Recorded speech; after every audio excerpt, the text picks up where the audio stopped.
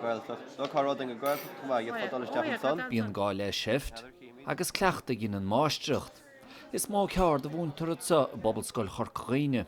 Well, Tom McFarlane Connor's text to you enough. Google Map. And she showed me how to use Viber. Digital one-to-one a tugtar ar a dograsa. Daltaí idir bhliana bronna fis technolaíochta ar glún ná fuil cho hóglatha. Cíann sé go bhfuil fála mór do gach múntóir mas mar do gach dalta, agus tíonn siad síos an son agus gachéon seachtain bír an fón an iPad acu agus fála líonn siad conasrúd nua dhéanamh, nó skill nua a fiochas suas. Bhí mar ag lorda an sin is an air coach mar hampla, agus a bhís bhí sé anna himúil gur féidir dolisteach, agus de héic héine aimsiú ar léir scáil ar an bhóm. Is múntear ása tá sí anna fuinteáilta agus tógann sé cuidáma.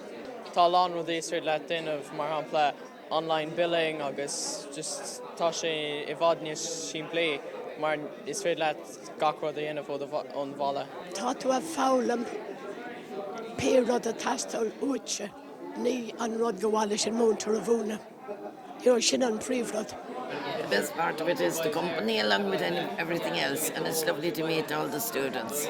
Annach a dtíine chuircéiste mar geall ar Viber, mar go dal glór daoine agus WhatsApp mar go dal glór daoine le gaelta thar leabhar nó.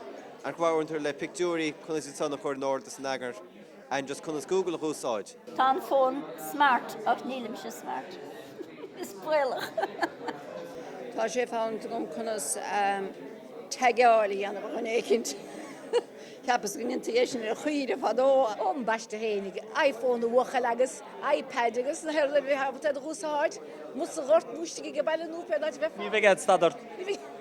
Hís in a drag.